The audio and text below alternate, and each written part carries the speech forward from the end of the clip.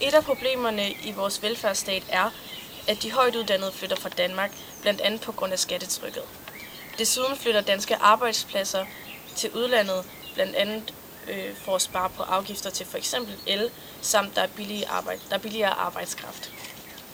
Altså det internationale arbejdsmarked er blevet en for stor konkurrence, og Danmark har i nogle år haft svært ved at følge med. Det er derfor svært at skabe nye arbejdspladser i Danmark. På samme tid er der ikke særlig stor forskel på indkomsten mellem de lavtlønnede og de arbejdsløse. Og de arbejdsløse de kommer ikke hurtigt nok ud i arbejde. Fordi den internationale konkurrence er taget til, og andre lande er blevet mere konkurrencedygtige, er vores indkomstskat og afgifter blevet en trussel mod vores velfærdssamfund.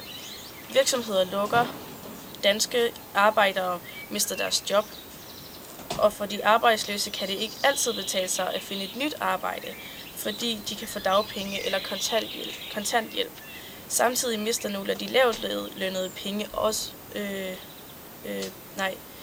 Samtidig så mister nogle af de lavtlønnede penge på at arbejde, fordi de kan komme på dagpenge og kontanthjælp, hvor de f.eks. ikke skal betale for